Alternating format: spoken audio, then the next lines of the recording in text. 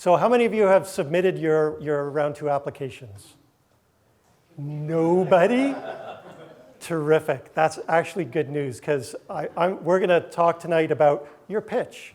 And I hope that you're going to be able to take away some things from today's talk and you're going to go home and frantically throw everything away, rewrite it all from the ground up, okay? So that's what we're going to go through today. A little bit about myself. I am a past entrepreneur in residence with the BC TIA, but this is my background. I've about 29 years in the tech world, working for large companies and for startups. I absolutely love the startup world. This is my 4th startup now that I'm in FEME. I'll talk about that in a minute. I love working with entrepreneurs. I love working with the early stage, dreaming about the possible and talking about it. And that's what I want to do today. But a little bit about my background. My first startup was 1998, a company called Abatis Systems here in Vancouver.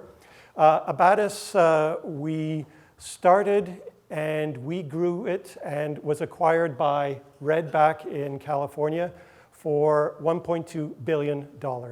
We made more than $1 million a day for our investors.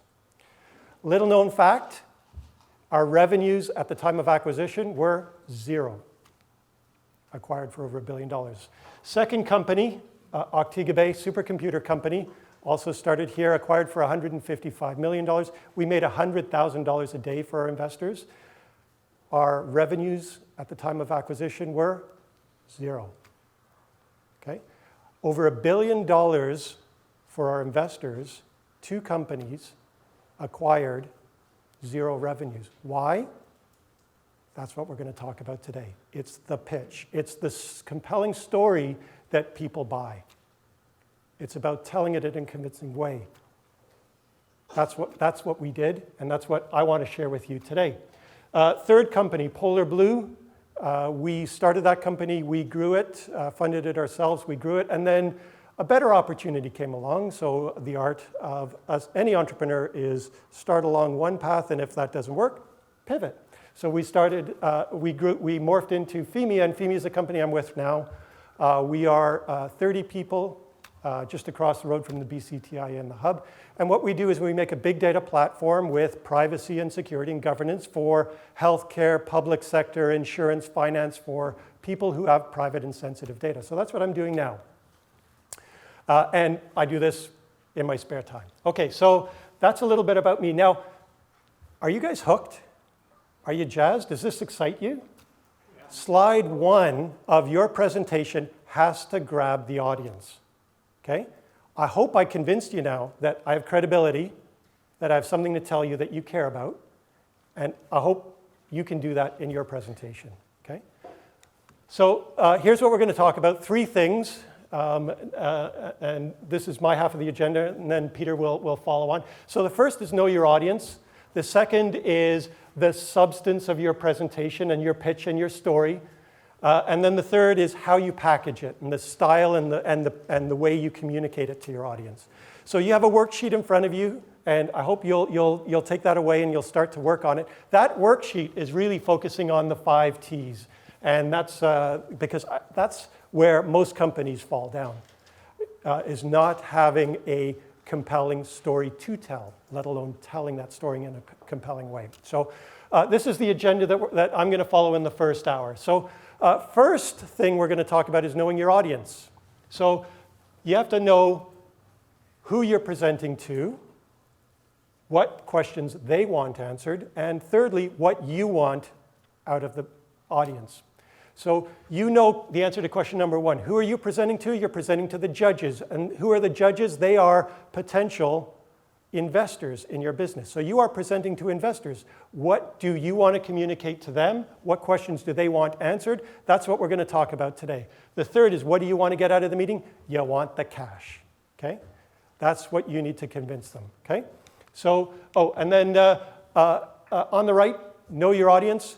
We did a survey of you before today, and just to get a sense of who's in the audience here today. And here's what we see, and so I've tailored the presentation for what I think is the majority of the people in the software, digital media, side and some people in this other category. I'll try and fit in and talk about some of the life sciences and clean tech. You folks have a slightly different story and you're going to want to pitch it a little bit differently. So I'll try and fold that into the discussion a little bit, but everything we talk about today, follow up with me afterwards or with Peter afterwards. We're happy to talk to you and say, how does this work in my business and so forth. So we'll do our best to talk to you. So knowing your audience, there are all kinds of people that you can be and will be talking to. I can't tell you how many times I go to people's websites and I see things on their about page or on their homepage saying, we're addressing $1 billion market. Do customers care that you're addressing $1 billion market? No. Don't put that on your homepage. Put it in the investor page if you have to. I read data sheets for companies, and on the data sheets they say, our customers have these problems. Do your customers care what problems they have? I mean, they know what problems they have. What they care about is how you're solving the problems for them. So understand who your reader is, who your audience is, and tailor your pitch for that audience. Today we're going to talk about the investors. I'm not talking about customers. I'm not talking about employees. I'm talking about investors. Okay, there are two things you need to communicate. You need to explain to your audience, how are you removing risk? And you need to tell a great story. Those are your two things you need to do in your presentation. Now, investors will tell you they like risk. They're there to invest in risk, early stage risk. The reality could not be further from the truth. Investors hate risk. And your job is to talk about these 5 types of risk. You need to talk about the team risk. You need to talk about the market risk. You need to talk about the business risk, the technical risk, and the financial risk. And you need to explain why your business or what you're doing to address these 5 different risks. Now, here you see this graph here. The higher the risk, the lower your valuation. The lower the risk, the higher your valuation. You're all founders. You're all executives in your company, and you're out there raising money. So you want to get the highest valuation for your business. You need to show what you are doing to remove the risk. Now, your early stage, the investors, your audience, they know that there is risk, and they are counting on the fact that it's a calculated risk that they're taking. Don't lie, don't exaggerate, don't hide. Be honest with where you are. You'll have more credibility, but tell them what you're doing to solve these risks, to address these risks. People buy a great story. And I hope my opening slide telling you my history with Abatis and with Ortega Bay is an example of how and why people buy a great story. There are 2 parts to a great story that we're going to talk about now. We're going to talk about the first, which is the substance, and then we're going to talk about the style. And that's going to be the second half of my presentation, is the substance and the style of your pitch. Substance is like a great steak. It's meaty, it's juicy, it's filling, and it's what's going to stay with you. Okay? So that's the first. We're going to talk about the substance. And there are 5 T's. We're going to talk about the trouble, the technology, the team, and the traction. And that's the piece of paper you have in front of you. So these 5 T's you need to be able to address in your presentation. And not a coincidence, these 5 T's are also the 5 risks that the investors are looking to remove from your business. So let's walk through each of these 5. The first is the trouble. Your customers have a pain. It hopefully is a really big pain that they cannot solve today, or they're trying to do it today, but you've got a better way to do it, a better, faster, cheaper way of solving their pain. You need to communicate to the investors, to your audience, to the judges, what pain are you solving? You need to explain to them why it's a really big pain. And you need to explain to them what the cost benefit is to your customer to buy your product, to change away from what it is that they're doing today. Okay? You have to have great technology, second T. You need to explain what is unique about your technology. You need to explain how you're protecting that technology, and you have to explain why it's valuable to your customer, why that piece of technology is critical to solving your customer's pain. Okay? The team.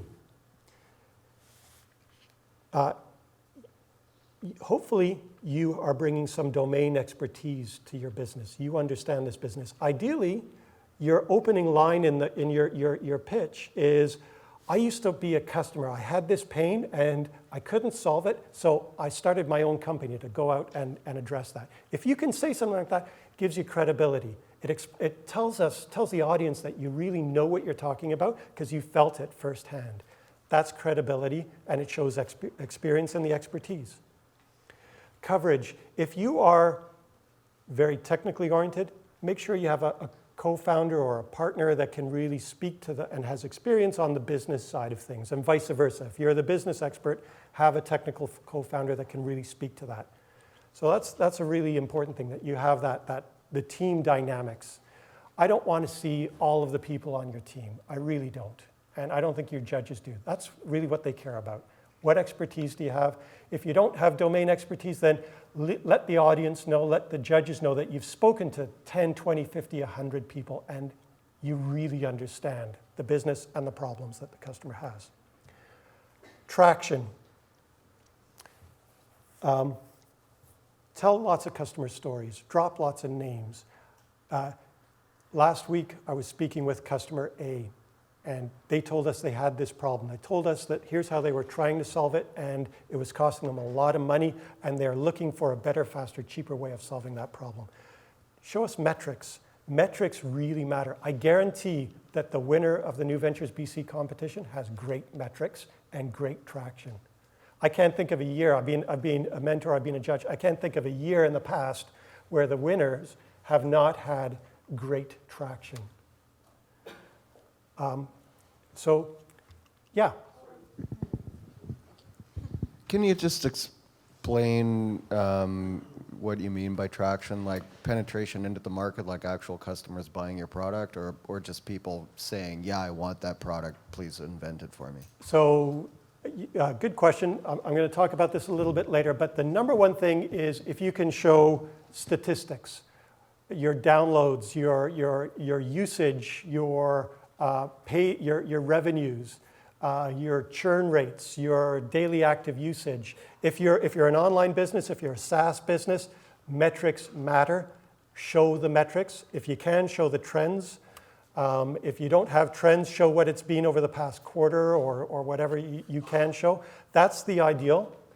If you're not a SaaS business, you don't have the metrics or the track record, then talk about your customers. Show us a case study. Tell a story and say, here's a customer we spoke with. Here's what their network looks like. Here's what their situation looks like. And here's what we've been talking to them and how we can help them solve their problem. And they really like this and this and this about our solution.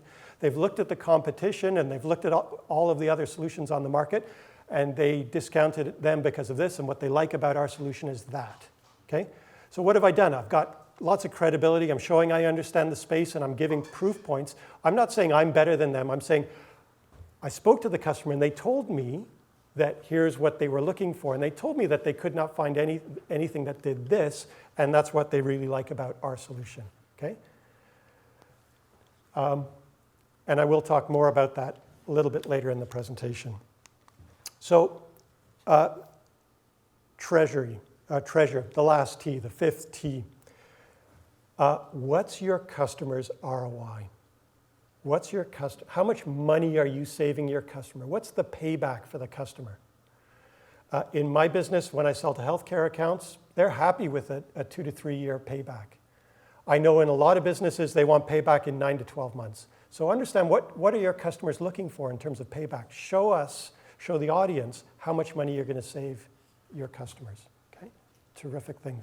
And we're going to talk about a little bit later about the investments and the milestones and the timings. So if you have a SaaS business, your time to revenue should be less than 9 months.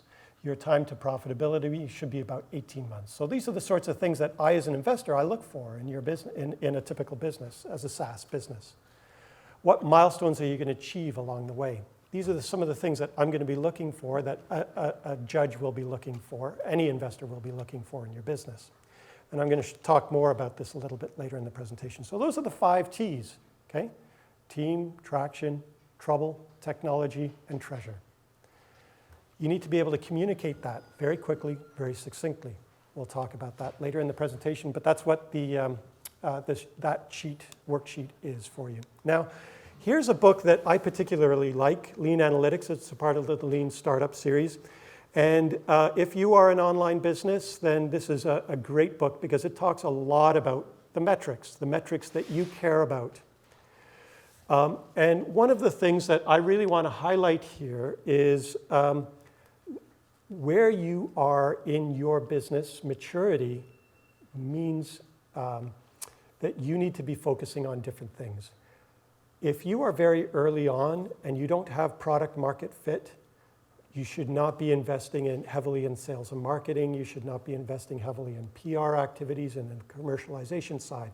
You should be keeping your burn low. You should be focusing on getting a couple of happy reference customers first. So that's one of the things that they talk about in this book, but I think it's a terrific reference. And if you're a SaaS business, I think this is a good read for you. Okay, so that's the substance. Now let's talk briefly about the style. How do you package this together? The style is like the sauce. It is the powerful flavor that you get. It's been distilled down to its essence. You've taken this great big liquid and you've let it boil down and reduce, and it's packed with flavor in a very small footprint. So that's the style. It's what makes the meal. And the style is about telling that great story. And it's about, we talk about the concept pitch, the stand-up pitch, the get a meeting pitch, and the investor pitch. So these are 4 very different pitches. Now, in the interest of time, I'm not going to talk about get a meeting pitch, but we are going to talk about the other 3. We're going to talk about the concept, the stand-up, and the investor. So the concept in 3 to 5 words, what do you do? If you can't communicate that in 3 to 5 words, you need to think about that and you need to refine it. Stand-up, this is your classic elevator pitch. And the investor pitch, that's going to be the heart of what we're going to talk about. Okay? So starting with the concept pitch, 3 to 5 words, it is not your tagline. Okay? Just do it. I'm loving it. Doesn't tell me anything about your business. It's not your mission statement or your vision. These are empty things. It is that handle on the mug that the audience is going to walk away with. It's going to be how they refer to your business. So the judges are going to be looking through dozens of companies. They're going to be reading. How long are your submissions? 8 pages, 10 pages, 12 pages, 6 pages? So they're going to read 6 pages times how many submissions? They're reading a lot of material. They need to very quickly be able to say, remember that company? And they need to remember it in 3 to 5 words. Exactly what it is that you do. It has to be very simple, very memorable, very descriptive. No jargon.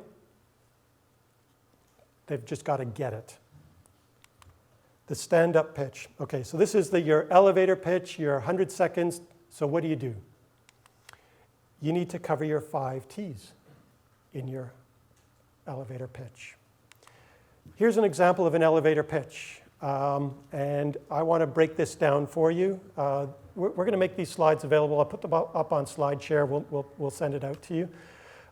And I think it is on the back of the handout that we gave you as well. So let's break this down now. So this is an example pitch, elevator pitch. And if we break it down here, you'll see very clearly how the 5 T's come out in this elevator pitch. So you can see, let's read through this together. Pet Play is introducing a line of gourmet canned cat foods. So these products look good, they smell great, and they taste great. So we know what problem you're solving. A line of gourmet cat food. So we've got that pitch very, very succinctly put there. It's people, food for cats.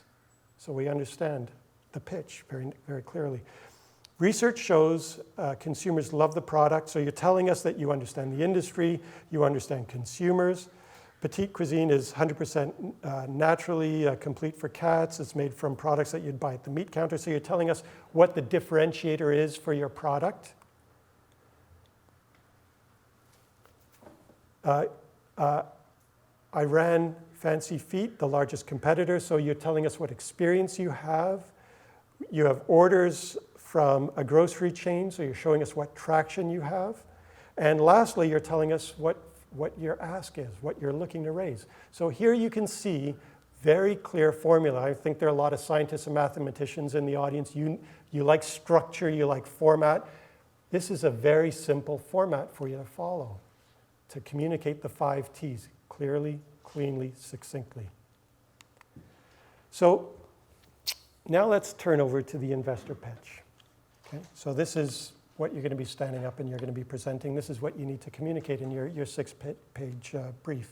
So I think you all know Dragon's Den. This is the UK version. Making money is never easy, and our next entrepreneur is no stranger to the hardships of commercial life. Good morning, and thank you all for coming today. We want to kick off 2010 by introducing a truly magical and revolutionary product today. We call it the iPad. I'm up. It's a first setback, but will retail expert Theo Pafitis disagree with his rival investor? The novelty factor will wear out. The software you've developed is okay-ish, and various types of that software already exist. So for those reasons, I'm out. Deborah Meaden is now ready to have her say. Okay, listen, I'm going to do, I don't know, I'm going to make my mind up. I could sit here and toss a coin and decide which way to go, to be perfectly honest. But I've got to make my mind up.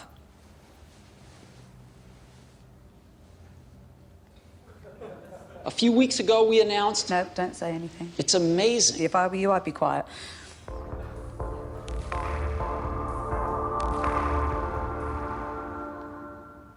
I'm out. It's a scathing assessment of Stephen's progress so far, and it doesn't look like James Caan is about to let them off the hook. I thought you did a fantastic presentation. Bingo, I got it. And I thought that that box was amazing. But I think you would be very difficult to work with. So, regrettably, I'm going to say I'm out. 2 more dragons walk away from the deal, and the nervy inventor's chances of investment are looking slim. Will Peter Jones agree with his rival's concerns? I think I bring too much to the party. So if there comes a time when you want to work for an organisation in the online space that is worldwide, send me an email. Harsh words, tough advice, and no cash. These dragons don't hold back when it's their own money at stake.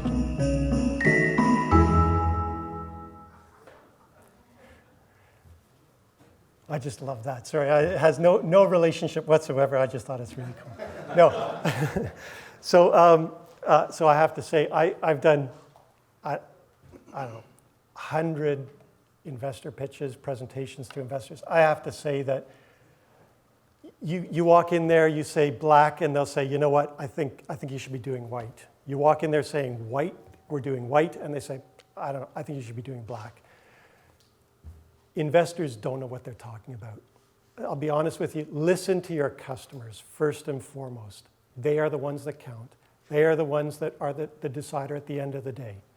So investors, they're just an opinion, and they love to tell stories about the one that got away, you know, that they could have invested in, but they didn't.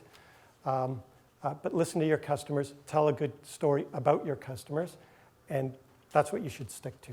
Okay, so that's my opener into talking about the investor pitch. Let's talk about the investor pitch now. So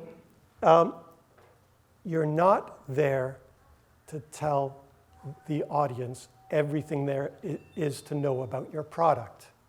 You're not there to tell them your whole business plan. You are there to sell. You need to tell a very convincing argument. You need to tell a story. And that story needs to have a a hero, it needs to have a villain, it has to have a beginning, a middle, and an end. You need to tell a very clear and compelling and exciting story. That's the job of sales. Now, Guy Kawasaki talks about this 10-20-30 rule. How many of you have heard of the 10-20-30 rule? Fantastic, good, good. So 10 slides, 20 minutes, 30-point font. Bonus points if you have 2 words max on a slide, okay? Lots of graphics, very clean, very crisp, very, very zen, okay? You should follow this. People don't like to read a screen full of text. They'll forget it. Their eyes will gloss over. Or, worse, they're going to read what's on the screen and they're not going to listen to you. The master has always been Steve Jobs. He set the bar in giving presentations and giving the pitch. Take a look at this one. And I think we've all seen an Apple keynote. It's hard not to have seen it, but they're just a great study. Take a look at this one, and you see the visuals here. 33% thinner. And look at that. Is that not going to stick in your mind? It's a visual that's going to stick with you. How many times does he put up a slide with just the number 30% or just a number? And then he'll talk. Very clean, very crisp. The focus is on him and what he is saying. And what you picture, what you remember, what you take away is that. Very, very compelling. So keep your slides very clean, very clear, and very unbusy. So your pitch, you've got 10 slides, and it should be following these 10 points. And I typically stay pretty close to these 10. I might switch it up a little bit, but start with the problem, your solution, the underlying magic. Now, just back up for a second, the problem. Sometimes what I'll do is I don't start with the problem, I start with the vision. And I find that's very effective because it switches things up. If you can capture the audience's imagination on the first slide, just like I tried to do when I talked about my history. If you can capture people's imagination on that first slide, you've got them hooked. It's something a little bit unusual.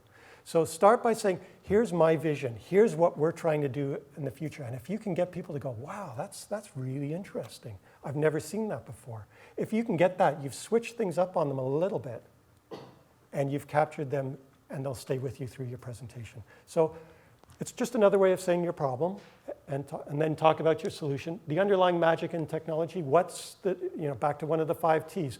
What's special about what you do? What traction and customer acquisition strategy, the competition, the team, the business model. So we'll talk about some of these in the next couple of slides.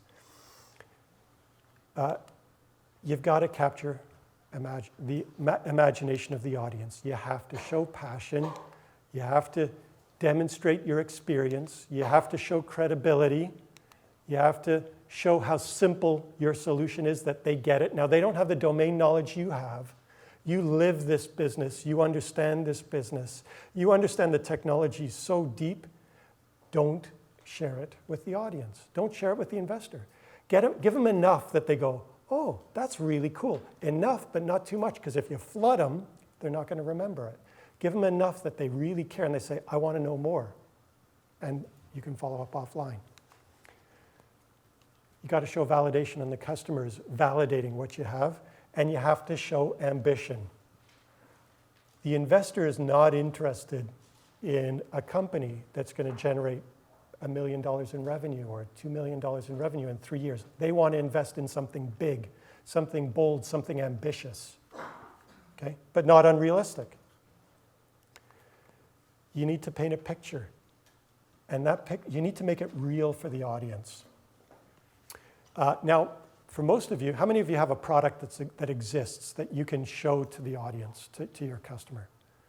Fantastic. So if you can, show them screenshots, bring in a model. We didn't. With Abatis, the first company, we didn't have it. What we did was we said, here's what the customer's bill is going to look like. And that's what we did. We didn't show them the product. We showed them, here's what we're going to do for our customers. And immediately, people got it. So do something that makes it real for the audience, that shows the audience the value proposition and what a difference it's going to make for your customers. You got to make it real. And tell a story about the before and after for the customer. Here's what the customer has today, here are the problems they have, and here's how we solve it. And here's the ROI for the customer. So back to your comment, how do you show engagement? How do you show traction? Show metrics. If you can, monthly recurring revenue, your churn rate, your lifetime value for the customer, your customer acquisition costs, your revenues. Metrics matter. If you have metrics, you gotta show the metrics, okay? Show how many downloads you've had, how many website hits, your activations, your usage statistics. That really, really helps. If you don't have those, then tell us about your customer engagements. What pilots do you have underway? What stories can you tell about your customers? What references can you drop names? Do things like that. One thing that we did, our sales cycle in my previous company, Polar Blue, the sales cycle was very, very long. We had to go out, we had to raise money. So what we did was we created a lead innovators program. It was a formal document, and what we did was we got customers, potential customers, the sales cycle being so long we couldn't do this, we couldn't actually close sales. So what we did was we created a lead innovators program, and we went out to these big customers and we said, we want to build the perfect product for you. You can help shape that product, and we want to enter into some sort of a non-binding loose partnership program with you where you can be, help us shape what the product's going to look like. And so fill this out, sign here, no commitments on your part, but now I could use that going to investors and say, I've got this brand name company, that brand name company, they're part of my lead innovators program. They are so excited about what we're doing and the problems we're solving that they want to work with us to make it real for them. Huge credibility. And it takes traction from just being a name and a logo on a slide to something that's much more real, much more tangible, and much more, it takes a little bit more risk out of it. Back to the risk comment. It takes a little bit more risk out of it for the audience, for your investors. So many times I see a spreadsheet like this with financials in it. That doesn't tell a story. It's just a bunch of numbers for me. I like to see an investment return graph. And I encourage you to build a graph like this for your businesses. So let's walk through this, okay? So what do you see on this graph? I'm going to tell you a story about my business, this business here. So you see, first thing you see, I look for as an investor is I take a look at this point here. This is a magic point in the graph because look, my profits are going down. I'm losing more and more money. I turn the corner here. Here's my break-even point. This is the point at which I'm cash flow positive and I no longer need to raise money. So as an investor, Q11, 11 quarters out, is when I'm going to start to earn a profit. And I earn a profit when I have 2,000 customers and $1,000 from that customer. So now I know what the assumptions are, I know how long it is. That gives me an idea as an investor what sort of risk, time risk I'm taking here. And I know that this area under here is how much I need to raise. I know I need to raise $5 million for 11 quarters before I get to cash flow positive. Now, that's a long time. It's a lot of money I need to raise. So what are some of the milestones along the way to getting to this first revenue point? Well, I'm going to have an alpha product here. I need to raise $2 million to get to alpha. I've got a beta here. I need $2.5 million from today to get to this beta point. And after I've invested $3.5 million in Q5, I now have my first customer revenue. So here you can see very clearly a story I can tell about my business. And it's much, much more meaningful to the audience. It tells me where the risk is and how much money I need and what the milestones along the way are to get the risk off the table. You can tell the story. Now, it's great to have that table in the backups. By all means, do that. But when you're standing up and giving your pitch, put this one in. Tell a story. It's much more meaningful for the audience. I wish I could take lots of time here and walk through some examples. I would love to walk through some examples of really good pitches, but in the interest of time, I'm not going to do that now. But there are many, many good references on the web of good pitches. And so if you take a look at Pitch Envy, you'll see dozens of good pitches that are curated pitches from other companies. Take a look at them. See how well they cover off the 5 T's. See how they talk about engagement, and they talk about their customers, and they talk about the problem, they talk about the technology. See how they do it. See what you like, steal mercilessly what you like, and what you don't like, move on to something else, okay? This TED Talk, I love TED Talks. I'm sure everybody here likes the TED Talks. This is a good one on pitching to VCs. And so it's another good reference for you. So that's it in a nutshell. It's pretty simple, isn't it, right? You've got substance, style, and the audience. Substance is the 5 T's, the problem you're solving, the team, the traction, the treasure, the technology. You need to communicate that very clearly, succinctly. And you have your 3 to 5 word concept all the way down to your 20-minute investor pitch. And you need to make sure you have your audience in mind. And if you do these 3 things really well, you'll be very successful. You will get the cash from your investors, I have no doubt. Now, I make it sound really simple. It's not. It takes many, many iterations. I think we spent easily 3 months at Abatis working on this. We brought in an outside consultant to help us with it, spent a day with us. We went through, tested it on internally. We tested it with our investors. We tested it with mentors, tested it with our spouses.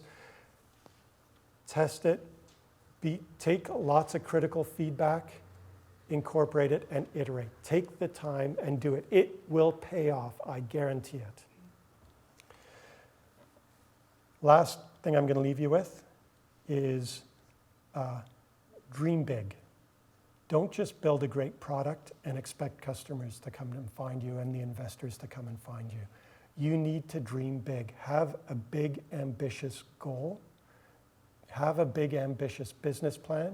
Dream big, tell a great story. Thank you.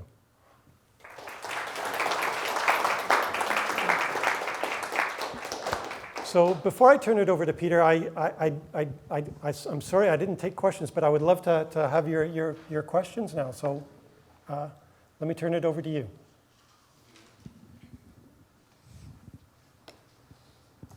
Well, that was a great talk, and I have 2 very quick questions. So you didn't really talk about how you factored in the fact that you had no cash flow and sold your 2 companies for $1 billion, number 1.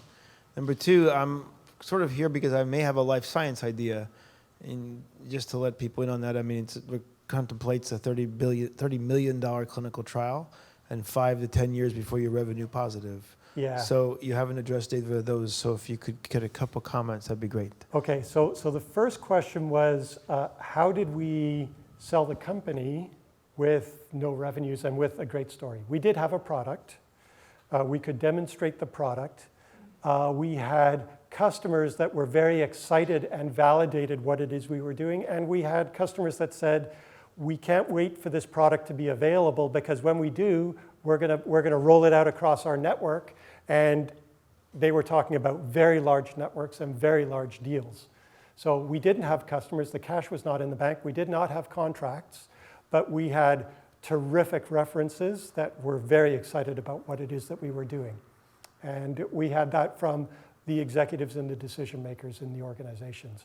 They bought into the vision, and they bought into the team, and they bought into the fact that we were the only ones that could do what it is that we said we could do. So they bought into those 5 T's, and honestly, that's what it was. So did that answer your first question? Yeah. Okay.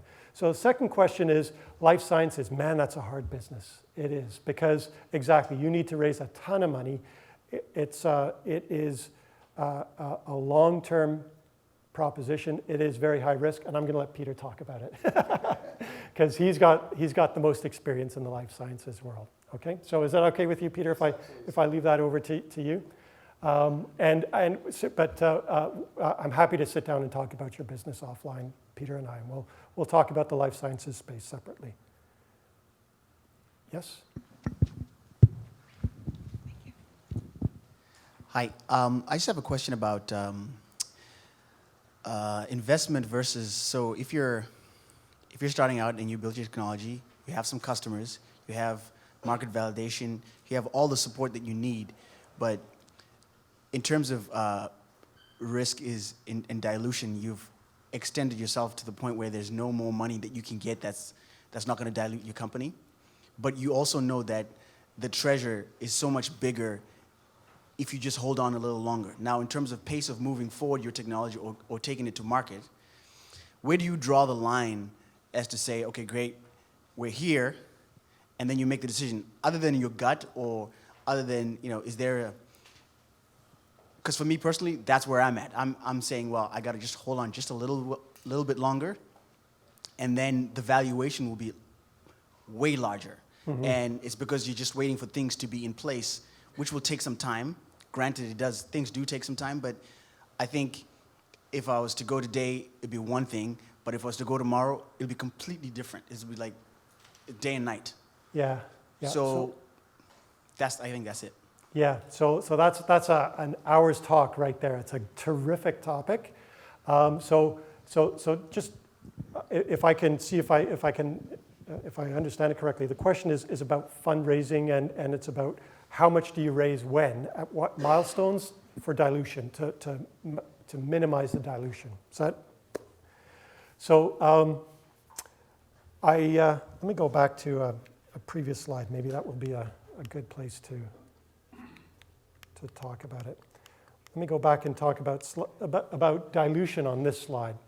So there are some very logical milestones where you go to raise money. So the first is this stage, the seed stage. This is where you go, friends and family and early angels, and you're raising, I don't know, maybe $500,000 or so. What you want to do is you want to get some sort of a prototype or a proof of concept. You want to get some validation. And ideally, you get a product out there, a minimum viable product. Again, sweeping generalization, but hopefully if you're a SaaS business, you can do that. Okay?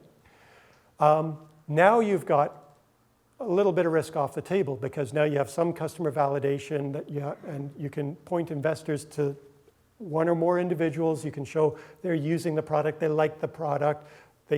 Your investors can go talk to them.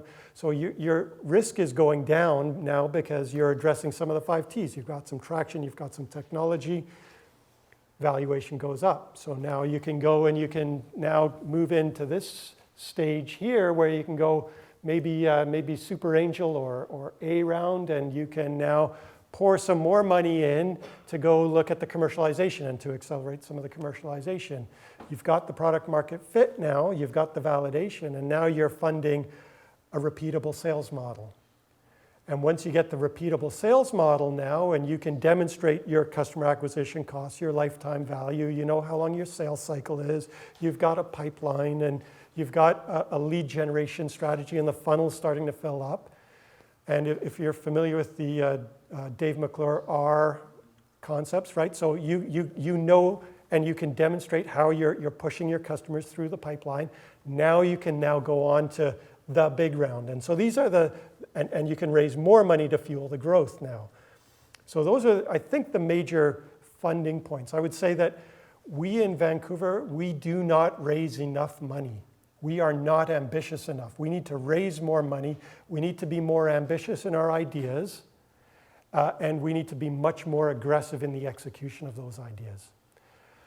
So many of us are guilty of that in not dreaming big enough, not being ambitious enough, and not raising enough money. So many companies are living hand to mouth. And if you're living hand to mouth, there's a US startup, a US entrepreneur. No, not one. There are 5 or 10 doing exactly the same business idea as you, raising 10 times more money, moving 50 times faster than you. You can't afford to do that. You know, if you cannot be big and dream big and talk big and tell a great vision and raise that money, why bother?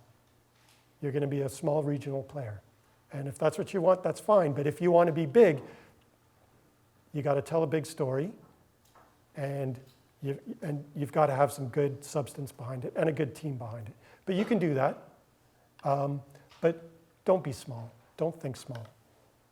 Does that answer your question? Do you want to follow on? Okay.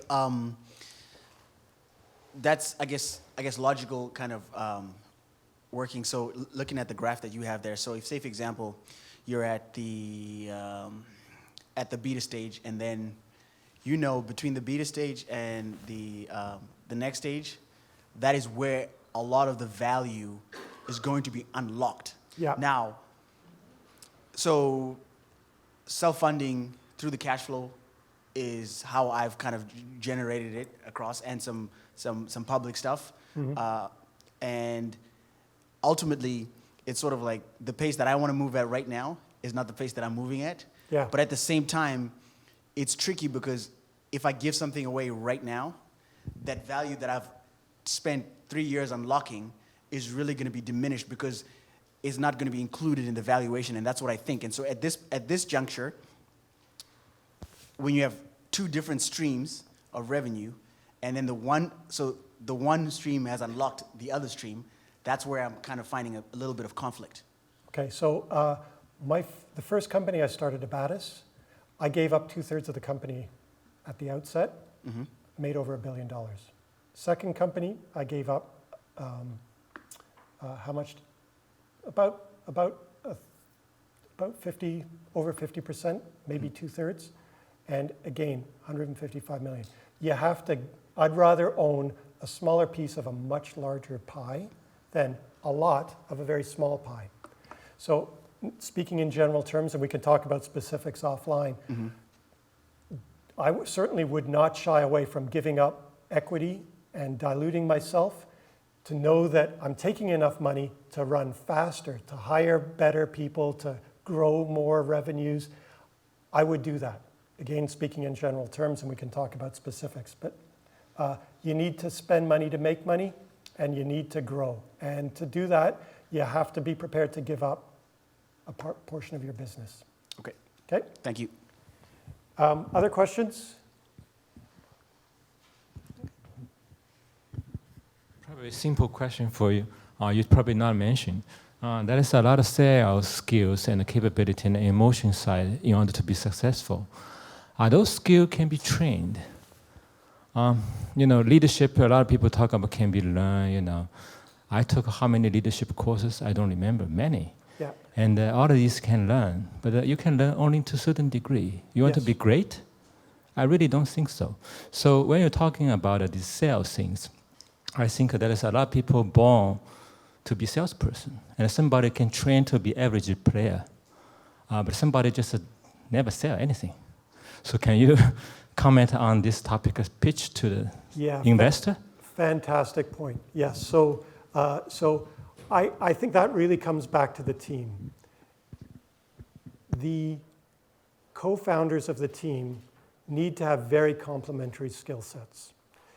The 4 companies that I've started, all 4 were with the same co-founders. My partners and I, we've started 4 companies together. We trust each other. We have very complementary skill sets, but different skill sets. And I would encourage all of you, if you are technically oriented, have a co-founder that is more business oriented, vice versa. If you are a big picture visionary dreamer and thinker, have a co-founder, partner, somebody you can count on that is operational, action-oriented, and can deliver results. So have somebody that complements you. If you're not the salesperson, have somebody with you who is. And so you don't have to be, but make sure you understand what your strengths and your weaknesses are, and you as an executive team and as co-founders, you have somebody who complements your skills. Okay? Yes? Oh, one more. Hello. In a pre-revenue business, how do you figure out customer value? How do you figure out customer value? So customer value can take many different forms. Customer value as a pre-revenue business, I look for 2 key things. I look, first of all, for a friendly local customer, somebody who will help me harden the product, who will help guide me on what features they like and they don't like in the product, what the prioritization, somebody who is in town that if they say, doesn't work, I can send a developer across to go figure it out and talk to the customer. So that's one thing I do, is a friendly local customer. Now, when you go to launch your business in the States to have a friendly local Canadian customer, they don't care. Because if it's not American, it doesn't exist. So, oh, this is all on video, sorry. You also, once you have that, you need a brand name American customer that people will go, wow, if they're interested, then, then you've got the credibility, you have the brand. They're typically not as forgiving and as friendly, but you've got the PR, you've got the launch, and the investors love that. I look for both. I'm happy to give away both. It's not about the revenue at this stage. It's about getting the technical risk off the table. It's about getting the market risk off the table. And once I have that, then I can start to charge revenue. And you know what? Any investor will call up those two customers. They'll ask, how are those people to deal with? Credibility and team, they're checking on. They're checking on, are you solving a real problem? How much are you saving? They're going to go through all of these questions in their due diligence. And they're going to ask questions like, how much money is this saving you? How big a problem is this for you? That's what they're listening for to figure out whether you can sell this and make money from it, okay? First couple of customers, they don't care about revenues. They care about traction, and technical risk, and team. That's what they're listening for, okay? So that's if it's a B2B, right? And so again, big, broad audience, very different things. But that's what I do, and that's what I look for, okay? It's a good question. So thank you very much. So who would like to hear a story? Okay, lots of hands go up. People like to hear a good story. How about if I told you a bad story? Would you be happy? No, probably not. Can you tell the difference between a good story and a bad story? Very quickly. We all can tell the difference between a good story and a bad story. It doesn't take long at all. So I'm going to tell you a story. You are the hero. Does that make you happy? Do you want to be the hero of your own story? Yeah, okay, that's the right answer you want to do. Everybody wants to be the hero. Does anybody want to be the villain? No, it's my job. Okay, I get to be the villain. So every story needs a hero, right? So let's make it you. What is the other thing that every story needs? Adam mentioned it. You need a villain. So you need the bad guy. You need the umbrella corporation. Okay, I'm referring obscure movies that only I watch. Okay, so the villain is your competition. They're the bad guys. They're not necessarily evil, but they are the villain. What happens next with your villain and your hero? They fight. You have to have some kind of conflict. They have to run into each other. They have to have a battle. And even with your expert team and your great strategy, you're losing. How come? You got all these things together and you're still losing. Oh my God. So you got this terrible, terrible struggle. What are you going to do about this? You're going to sit around and look dejected and wait for next year? No, you don't have that much time. Okay, so how about I can solve your problem? I can solve your problem now, today, for sure. I can give you a written guarantee that I will solve this problem of yours. Would you be interested in knowing more about that? Yes? Okay, well trained. Thank you very much for the response. Of course you are.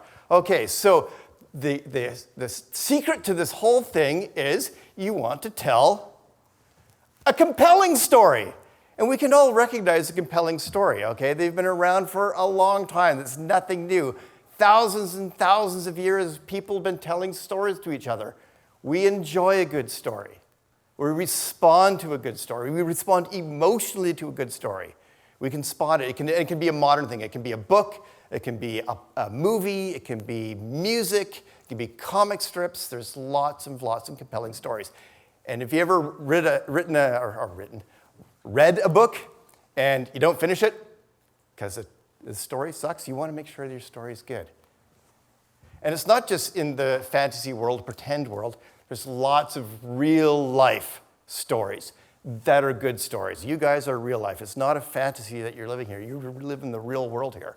So we've got lots of people with great stories. Jane Goodall, Jobs and Wozniak, and Francis Crick in the team. Wilkins, everybody forgets about Rosalind Franklin, so we've got to mention Rosalind Franklin, who spotted it. And, I don't have to tell you the guy in the bottom right-hand corner there. Not only are there great stories, there's great storytellers. So people have written the stories. We've got J.K. Rowling, we've got J.R.R. Tolkien, tell a great story, and they stand the test of time. It's a great story. It's not just a good story. It's a great, great story. Or we can take people like Disney who can take somebody else's story and tell it in a new and compelling way, and that stands the test of time. And he can do it over and over and over again. And why do we want to tell a story? I have a dream, not I have a spreadsheet. It's like you walk in there, it's like, here's my spreadsheet. Okay, so I just lost you immediately, right? It's like, you don't do that with real people, right? It's like, if I go in there, like, I'm going to tell you a story. Yeah, I'm going to do that. If I opened up, they're like, here's my spreadsheet, and you're going to do this following step, and this is going to go on to this. So you guys are going to start walking out, right? We want a good story. It's an emotional connection to the thing. And it's very obvious when we're talking about business to consumer plays, B2C plays. People buy for particular reasons. It's shiny, it's new, it gives me status, it's cool. We have all these reasons for buying. Completely irrational. Lovely things, irrational customers. They just buy it because it's cool, shiny, new. It's whatever it's doing like that. Can we get emotional buying if we're business to business, is the question. Oh, I'm getting an error message here, but we'll see what happens. Find another power source. Do we have another power source just before the thing dies?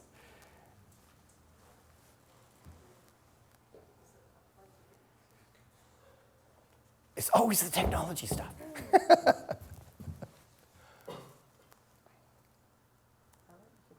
Keep going and we'll see what happens. Okay, so for business to business, this is where your customer is. They've got the status quo going on. They're maybe a little bit uncomfortable, but it's a minor threat, right? The solution they have now doesn't work perfectly, but it's kind of worked so far, and they can get away with it. What you want to do is show them another option.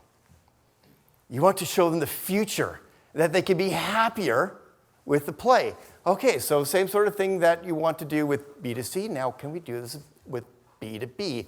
Here's the little difference. That's what stops them, is there's fear. It's a different emotion. You're not buying something because it's cool and new. You're not buying something because you're afraid. If I buy that thing and it doesn't work, I'm going to get fired.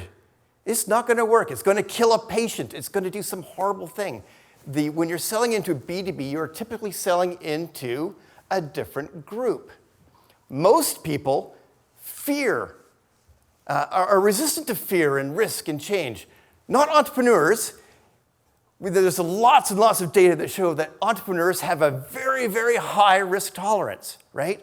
Otherwise, you wouldn't be here. You wouldn't be doing these crazy things. It's like, I'm going to do this thing. I'm going to build this new thing. I don't know if anybody's going to buy it, but I'm going to try it. There's a lot more gamblers who are entrepreneurs. We go in there and we take these risks. So one of the challenges for entrepreneurs is understanding the way that your enterprise level customer or your institutional customer thinks is not the way that the people in this room think. You guys are risk takers. They aren't. So that's why you want to talk to them. You want to get around that different thing. So what your job is to make that big red X go away. And it's your job, it's not their job. You have to help all of those stakeholders overcome that fear that they have. And when I talk about the stakeholders, I mean everyone who comes into contact with you and your product. Okay, so if you're selling into enterprise, it's a complex sale. It's not like going in and I'm going to buy a candy bar at the corner store. That's a different thing, right? You're talking about all these people along the way who have input into whether or not they're going to buy your product. You're selling into an institution. So how do you solve that? Is it true that you can get an enterprise level, a business-to-business play, can you sell emotionally? Well, yeah, you can. And there's lots of data. I'm not just making this stuff up. I only back stuff up with data. So the only two numbers that you really want to pay attention to here, you can go find this particular study. I just picked this particular study because it had a really nice infographic, and I didn't have enough green in the presentation, so I decided I would pick this one. But the ones that are interesting are this 14%. Just 14% of B2B buyers perceive a real difference in B2B supplier offerings. You walk in there with a spreadsheet with all the analysis up, the yin-yang, and only 14% of them are even going to believe you. The other interesting number is 71% of the buyers who see personal value, not corporate value, but personal value to them, will purchase a product. 71%. For those of you who can do math, that's nearly 3/4. That's a huge, huge number. Emotional buying. So corporate buyers are also emotional buyers. They will do business with you because they like you, because they see that there's something in it for you. A couple little quotes for people who prefer quotes is, when listening to impactful stories, your brain can actually cause you to develop thoughts, opinions, and ideas that align with the person telling the story. So think of it when you go with your friends and somebody's telling a story. What do you typically go, yeah, that's right. So like, not often do you like really go like, yeah, no, that's completely wrong. You're out to lunch, right? It happens, but most of the time you're going like, yeah, okay, I'm understanding your story. I kind of follow along with you. So you want to be able to tell a story. And by telling a great story, you can actually change the way your audience thinks and behaves with your brand. And you see this in advertising all the time. That's why there's huge advertising firms, is you can change the experience. This is a good experience. This is a trustworthy experience.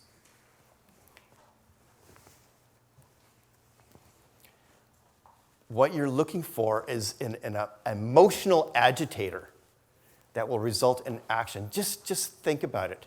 What has spurred you into action in the past?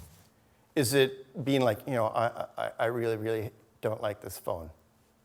Or is it like, this phone sucks. I'm going to do something about it. I'm going to do something about it now. This thing's driving me nuts. Okay, that's the kind of thing you want to get to do, and not just for the consumer play, but for the business play. If you can get your customer to realize and come to terms with it, they're not just dissatisfied and kind of unhappy with, but they really hate this thing they're working with. They will start to take action, and it's quite predictable in the psychology of people, of how the cycle they go through. So the first thing is you have to help them be aware that there's a problem, if they don't realize there's a problem on their own. Typically, they will realize there's a problem on their own, but not always. Sometimes you have to do education and realize, like, hey, did you know that this thing is broken here and that there's better things? Educate them. And then they need to be aware that you have a solution for them. So this is an awareness problem, especially for early stage stuff. Nobody knows who you are. You're invisible. I guarantee it. Most of you are invisible to the customers you're going to be chasing after. So what happens when you walk in there, they become aware that your solution exists, and you go like, here's my solution. Would you like to buy? First thing they react with is apprehension. They go like, I don't know if it works. You're kind of a small company. I've never heard of you guys. So what do you have to do? You have to get them agitated. And I don't mean agitated in a bad way, but get them emotionally involved. Prod them is like, I see that you're dissatisfied, but really, you're more than dissatisfied. This is kind of screwing up your life. This is making you not productive. You are going home at night. You are pissed off with your solution. You are not happy. It's distracting. It's keeping you awake at night. If they can't see themselves, you just ask them. You're like, do you worry about this when you go home on the weekend? You have to put this report together for Monday, and the software you're trying to put this report together for doesn't work? Is that a problem for you? Yeah, it is. It drives me nuts. It's like, yeah, okay, it drives you nuts. Tell you what, that will drive them to a little bit of action. They will at least start looking at the research and go like, oh, look at your solution, because they're now agitated. They realize that what they've got really doesn't do the job they're looking for. And finally, after the action, they've done the analysis, they will make a purchase, but you have to get them through this cycle. So let's do this for you guys. There are certain elements in a good story. So you need your hero, you need your villain, you need the struggle, you need a new resource that you're going to give to your hero, which will lead them to triumph, right? So I'm using Lord of the Rings there. Anybody read or watch the Lord of the Rings movies, books? Yeah, lots and lots of people, okay. This story is standing the test of time. It's read in multiple languages for a long time. Why? Not only does it have these elements, but it's got multiple heroes, it's got multiple villains, it's got multiple struggles, it's got multiple new resources, and it's got multiple triumphs until the ultimate big giant triumph. This is a great story. This is a great story, and we think like this. So what are we going to do for you, your story? You, in the story you're talking to your customers, you're not the hero. Keep in mind, your customer is the hero. And you want to make sure that they recognize that they are the hero of the story you're telling them. Your customer, just like when I started this with you guys, your customer wants to be the hero. Make them the hero, make them the champion. Help them, identify who the real villain is that they're working against, who's plotting against them, if you will. And then walk them through their struggle, and then provide your solution. Your solution is, the magic ring or the new sword or whatever it happens to be. Your solution is the new resource which will help them vanquish the evil villain that they're up against. So let's give an example. And I'm just going to do this again for the same reason that Adam, we looked at the profile of what the company's in here, and we can translate this into life sciences and other sectors too. So in this example, we've got a hero. We've got Jane Doe. She's the GM of a restaurant chain with 500 employees. And those restaurants are located in 5 different companies. So this is her life. And you know what? She's looking kind of stressed out. There's something going on here. This is a problem. Okay, what's going on in Jane's life? When you're doing your customer discovery and talking to people like Jane, you ask them, what's stressing you out? Well, let's find out. Well, who the villain is. Well, Jane's villain is Jane can't retain enough good servers. She's getting stuff like this written on the tables. It's like, we waited 30 minutes, there's no service. This is a real photograph. This was not faked, right? This actually happened. So the results are the customers are leaving. That's bad for the company. Not enough. You gotta make it personal. What's the result of the company losing customers? Jane's gonna get fired. You just made it personal for her. It's like, realize that, hey, Jane, whose head is gonna roll? And this again, not fake. If you look at the hockey team, last year, whose head rolled? Was it the team members typically? It's the coach. Coach is the first one to go. The head is the first to go. He's in charge of delivering.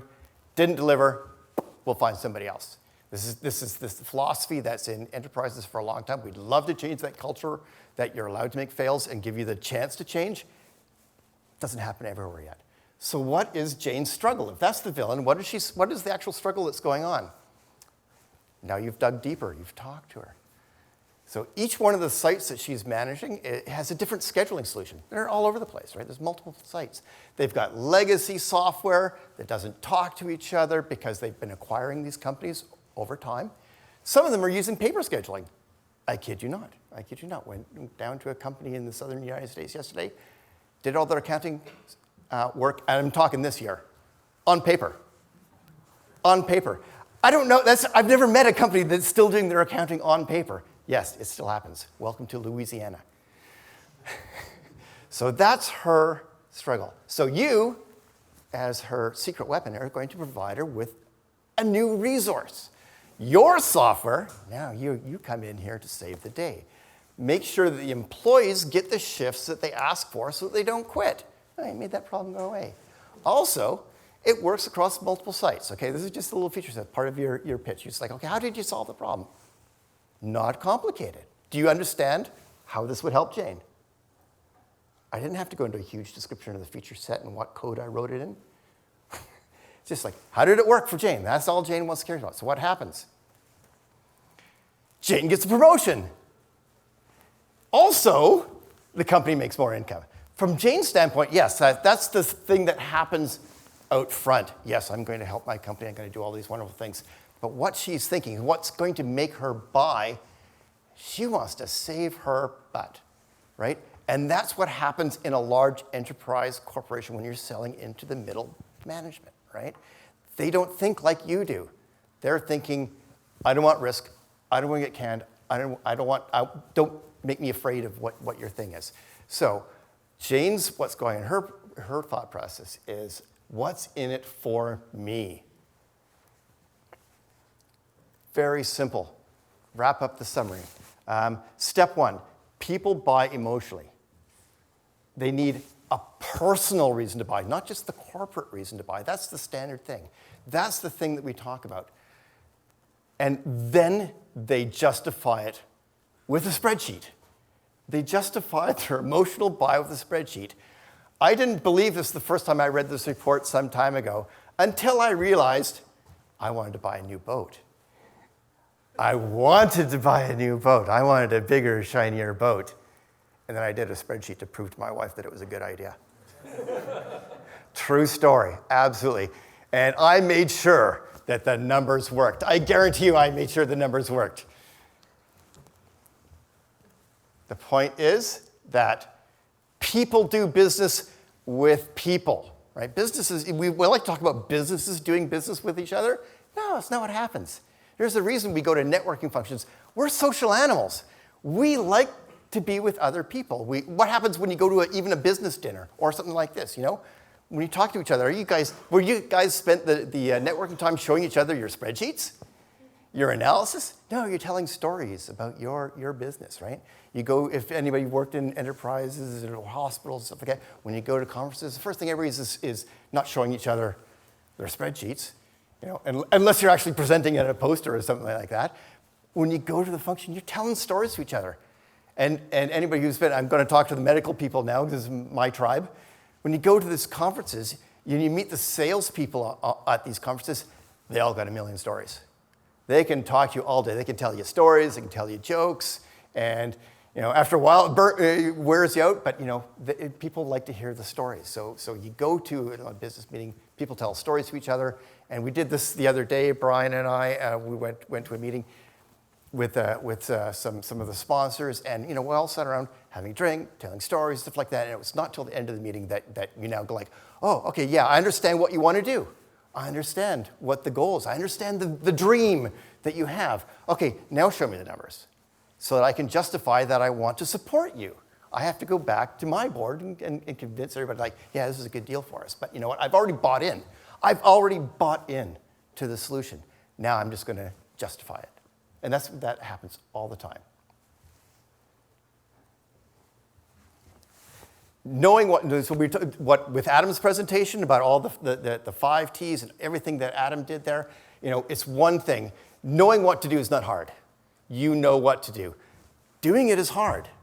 It takes time. It takes effort. You have to coordinate your team. You have to get everybody on board, everybody telling the same story. And the example that it comes out here is like, you know, people know how to exercise and eat, right? We've known this for a long time. Why are there overweight people who are out of shape and stuff like that? It's because exercising and eating right is hard. We know what to do. You know what to do. You know that you want to put these things into your submissions, and beyond the New Ventures BC competition. When you go and start talking to these companies, and all the seminars that have been going on all this time, you know what to do. You've done it before probably, and even if you've never done it before, we've had a whole slew of people here for the last several, what is today, Wednesday? For the last several Wednesdays, saying like, here's our experience. There's a bunch of people who've been telling you stories about, hey, it works. If you do these things, you will increase the odds that this will work. So you have to go out and do it though. Okay, it's going to take time. You know, Adam says that he only works part-time. He actually takes 2 hours to sleep every night. I remember you saying something along those lines too. Yeah, it's not full-time unless you're actually working 24 hours a day, 7 days a week. No, you're taking time out, you're slacker. Okay, so that's really it for the gist of the presentation. The Center for Growth, we've put up a prize for some of you. It's one of the things that, you know, there's a whole list of prizes there. I just want to make you aware of it. Yes, I'm looking for the guys out there in this, and I bet the people who will go farthest are the people who are here because you are showing interest and drive. So this is something that's going on. Prize, love to see you, love to see the people who are making the effort. That's who's going to get our prize, is the people who are making the effort and making progress. So that's it for that part. And now I'm going to do unashamed selling, because I'm not afraid to sell. For those of you, now, because we looked at the profiles of the companies that are coming, they're next week at the BCTI site. For those of you interested in monetizing the BC government's data, not just BC, we're talking to Ontario as well, there's an open data session. They're doing their customer discovery, which is really refreshing to see coming out of a government group, that they want to see what you want, how you want to monetize. They want to talk to entrepreneurs. If you're an entrepreneur or developer and you're interested in trying to find a way to make some money out of building APIs or some of the code that they already have, or using the databases that they have, you are invited to come to this session, and it's a feedback session. They'll tell you what they're up to, what they've learned so far, and then they want to hear from you. Anybody who's interested in that thing, come on over next May 5th at 6 o'clock. If you can't make those and you have to be in Kamloops or Kelowna, great. If you want more information on it, they have a website. You'll notice it's not a .bc.gov site. They actually are trying to distance themselves and remove your fear of working with the government by being an organization. And if you want to sign up and come to it, just go to bcdevexeventbrite.ca. And in conclusion, all this work that you're doing, people think success looks like that. It does for Adam every time. But for the rest of us mere mortals, it looks like that. Right? You're just going around and you see 2 steps forward, a couple of steps back, another half step forward, and it goes on and on. It's a journey, and even when you're doing the storytelling, the story's never finished, right? You can always make the story better. You can add elements to the story. You can have more heroes, more villains, and just keep going. We were talking at the break about how do you know if or the question was, how do you know if you're a zombie company? It's hard to tell. Is if you still have the passion to do it and you're getting a little bit of traction, it's probably not dead yet. So thank you very much for the talk, and look forward to taking some questions now. Okay, here we go.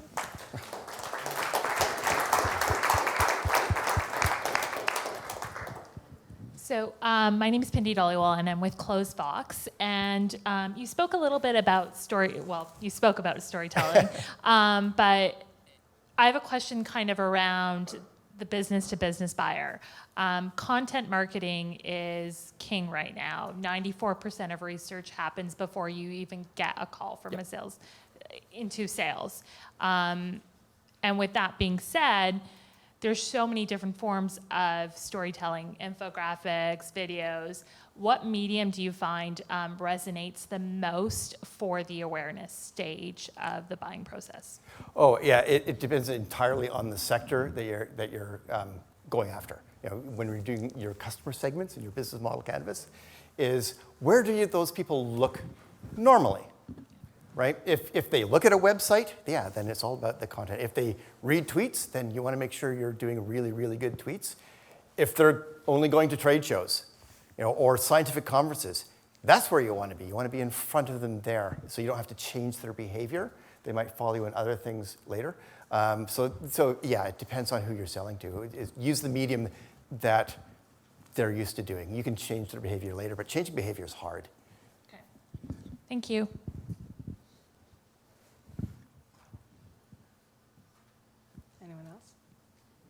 We should have made people practice their pitch. Yeah, well, so they would have really stayed. Ahead of schedule and under budget? Is that what we just did? That's excellent. Just to add on to that question, what types of media do you think investors are resonating with? mostly these days? I think in certain experiences, it's like the media that your customers are looking at. Always be customer centric. Always be focused on what is your customer doing? What's your customer looking?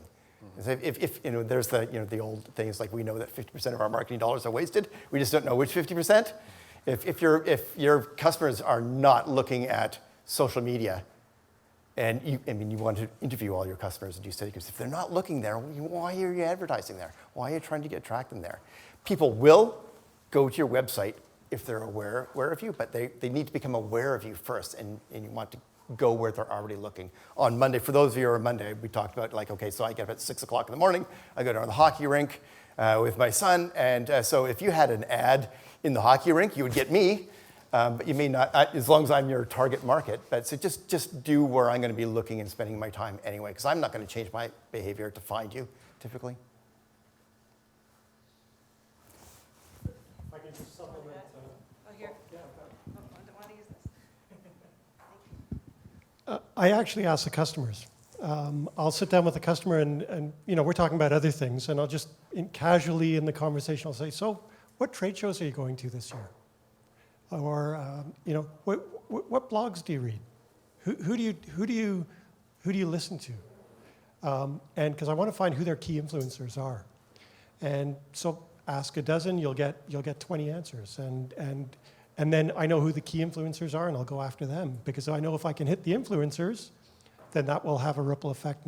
It'll have an amplification effect, not just on that customer that I'm trying to get to buy my product, but it will have amplified to many, many other customers. So talk to your customers and they'll tell you. Okay?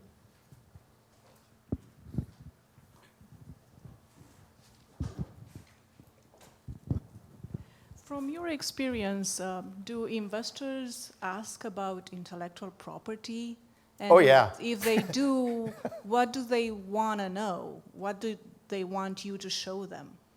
I would like to know, do you have any barriers to entry? I mean, you can argue the other side. I often say, there's room for Coke and Pepsi. There's not a lot of barriers between them.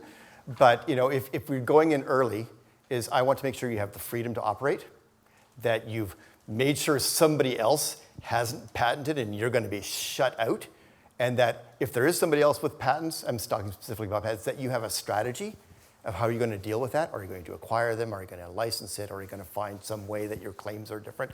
I want to know that you've thought about it. A little early to be dealing a lot around brand, but eventually brand has a lot of value. You go to try to start a new website called Nike something. Good luck, right? There's a lot of value to that brand.